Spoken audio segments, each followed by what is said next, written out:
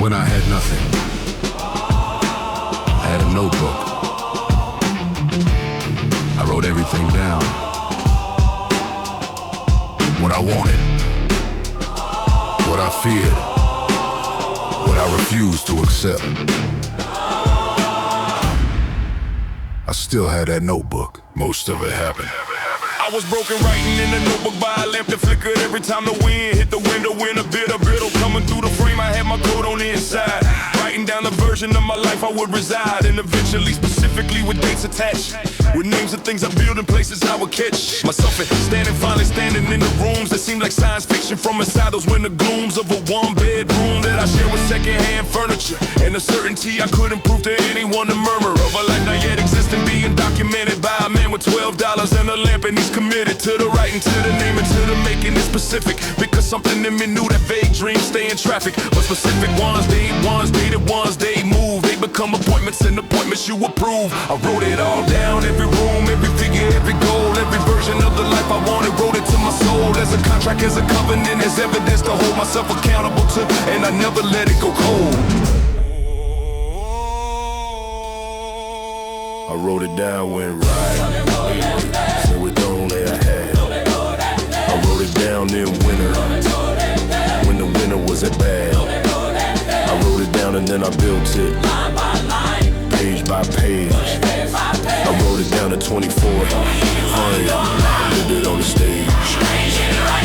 I wrote it down before I had a reason to believe. I wrote it down before I had the tools to achieve everything I put on paper in that cold and flickered light. I wrote it down and then I built it. I wrote it down before I had a reason to believe. I wrote it down before I had the tools to achieve everything I put on paper in that cold and flickered light. I wrote it down and then I built it. And I built it right, built it right. 10 years later, I was standing in the room I wrote about. The specific room, the city, the specific way to dial was supposed to have prevented me from ever walking in. I stood there and I felt the notebook open up within. My memory felt the flicker of that lamp against the page, felt the cold through the window, felt the 24-year rage. I wanted something so specific, the wanting was embarrassing to say out loud, so I said it to the page, the ravishing detail of a future I had no business believing in from where I sat.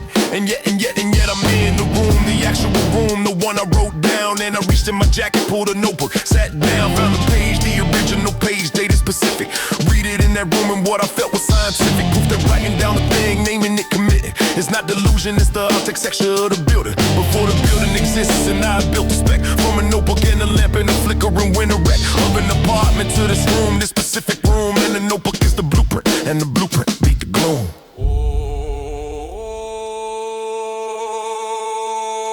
There is something that happens when you write something down, something that doesn't happen when you just think it. When you write it, you make a decision.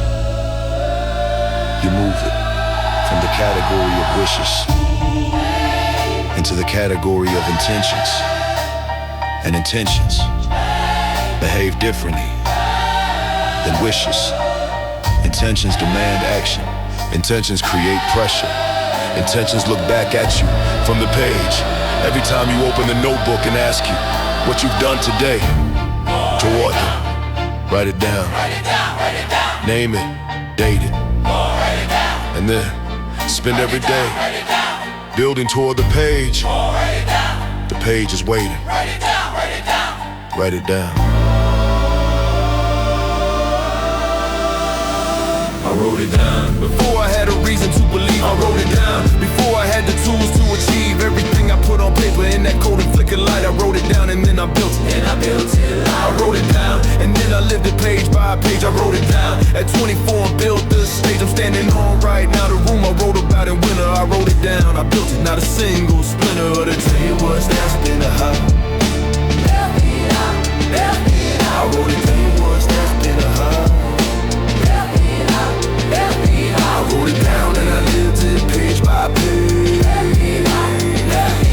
wrote it down at 24 and built the stage. I built it right.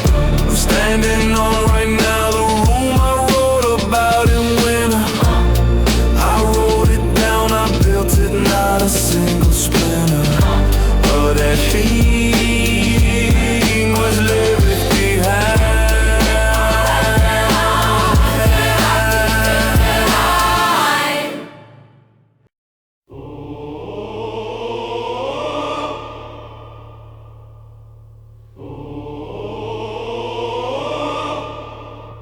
father had hands that were never clean. Not because he was dirty, because he worked. Every single day of his life with them. I watched those hands. My whole childhood. I understand them now.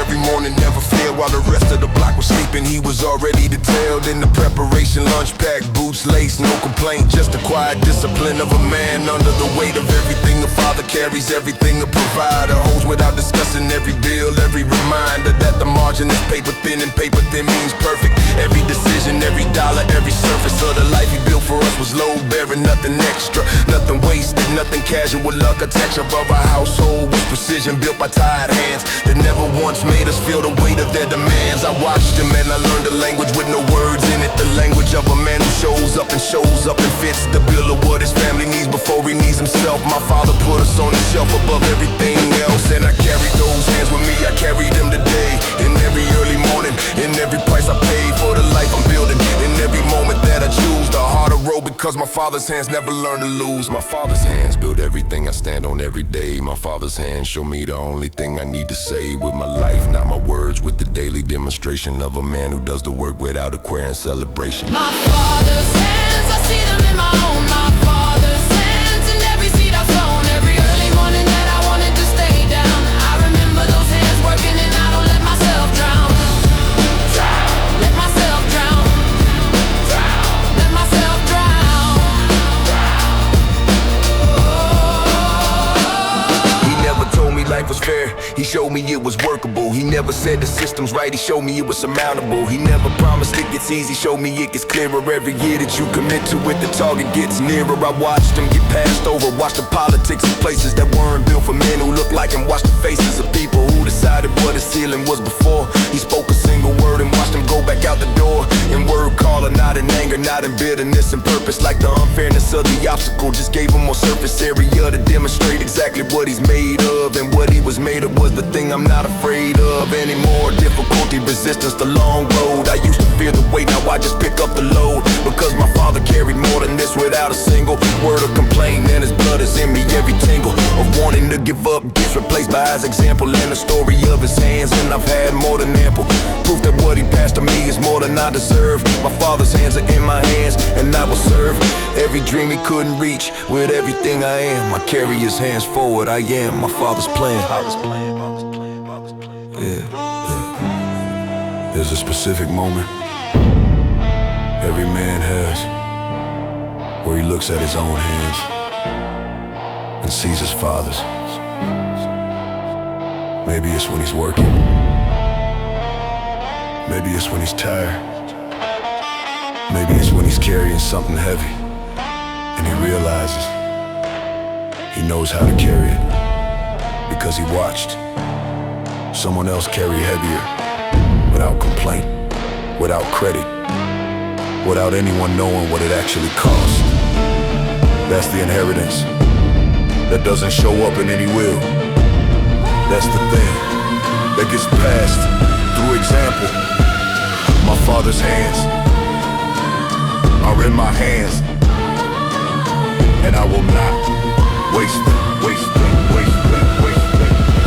My father's hands, I see them in my own. My father's hands in every seed I've sown, every early morning that I wanted to stay down. I remember those hands working, and I don't let myself drown. Let myself drown. Let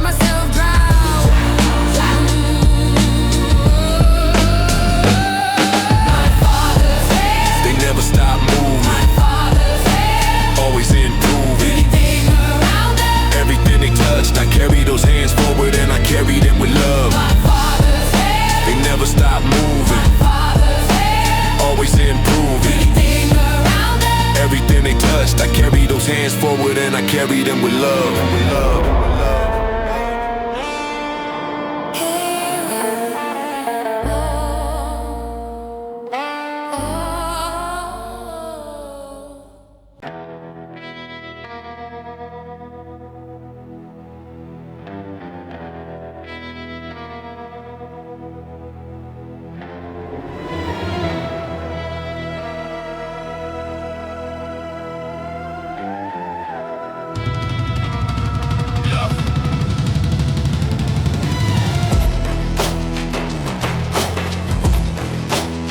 I had a loan.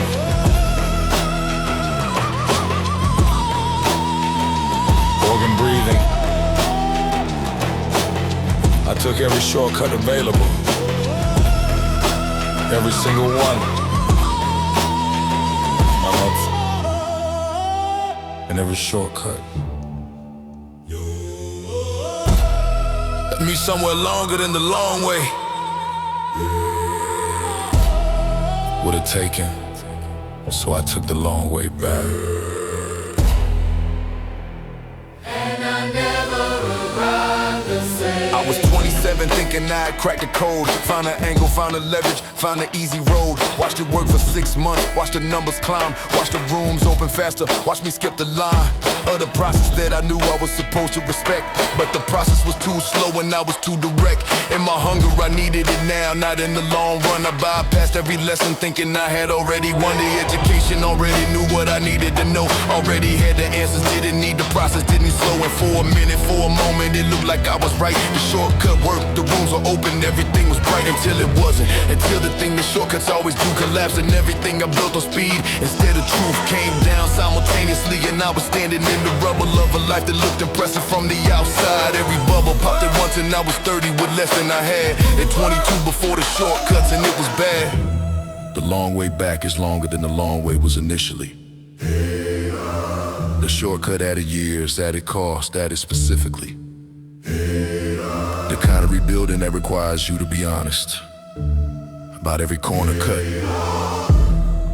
The long way back is the hardest. The long way back. That's the road I know. The long way back. That's the road I know. The long way back. That's the road that shows every lesson that the shortcut tried to help me skip. The long way back is longer, but it never seems to slip. But it never seems to slip, to slip, to slip. You wanted to rebuild with the humbling I deserved. Every person who would watch the rise now watch the swerve. Back to baseline, some of them with something in their eyes that looked like satisfaction. And I recognized that look I wanted once myself on someone else's fall. And feeling it directed back at me, I felt it all and used it. Every glance, every whispered conversation, every subtle rearrangement of the room's formation. When I walked in, I used it like a compass, let it point me toward the work, the real work. Let the discomfort anoint me in the discipline of building something nobody can debate. Something process built, foundation poured, something that can wait for me to catch up to it. Because this time I'm going slow, this time every step is earned and documented. This time I know the long way back is just a long way, and the long way works. And everything I'm building now is built on what the long way earns. The shortcut looks like intelligence. It looks like efficiency.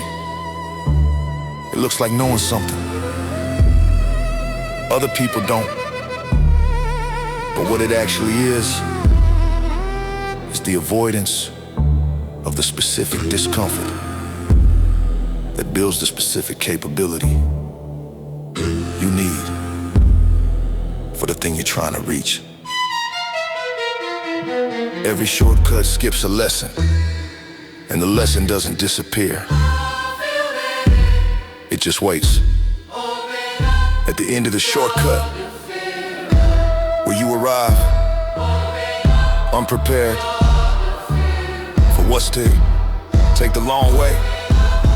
Arrive prepared, arrive capable, arrive like someone you are in the room they're walking into. The long way back. That's the road I know. The long way back. That's the road that shows every lesson that the shortcut tried to help me skip. The long way back is longer, but it never seemed to slip. The long way back. Took everything I had, The long way back. through the good and the bad, but what I've been coming back the long way, brick by brick, is something that no shortcut could have ever made stick. The long way back. Everything I had, The long way back. through the good and the bad,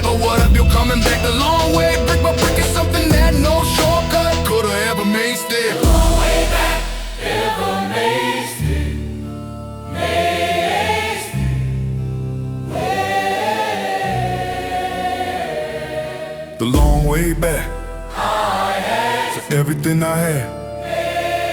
The long way back. Feel the blood in the bag. Whoa, whatever. Hey, the long way, brick by brick. It's something that no shortcut could ever make stick. Ever make stick.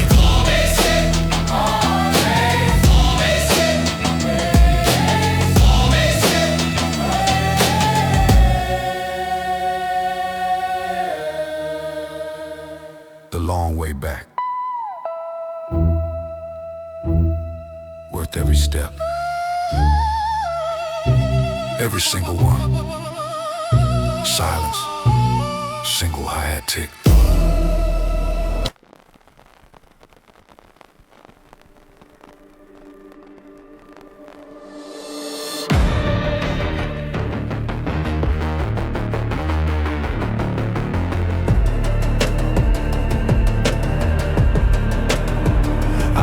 My shadow bred, it grew teeth in my room, held my name in its mouth, said boy you're mine by noon. I used to shake at doors, now I count every crack. You left your print on me, I keep the shape for lag. But I found my spine in steel, found my pulse in the burn. You lit the match for me, now watch the tide return. Thrown in ash, I rise through the damage. Thrown in ash, you made me savage. Cold has come as I don't miss the mark. Thrown in ash, I turn pain into art. You sold my trust for crumbs, left me with the empty plate. Smile like it was love, while you sealed your own fate. I learned the map of herd, every corner, every trap. Now I walk it clean, with my heels on your collapse. But I found my spine in steel, found my pulse in the bird. You lit the match for me, now watch the tide return. Thrown in ash, I rise through the damage. Thrown in ash, you made me savage. Cold has come as I don't miss a mark. Thrown in ash, I turn pain into art. I met the beast in me, told him sit, stay still. Then I crowned my better self on the wreckage of your will. You wanted me in pieces, now I move like a blade. No shouting, no mercy, just the price that you made. I rise through the damage.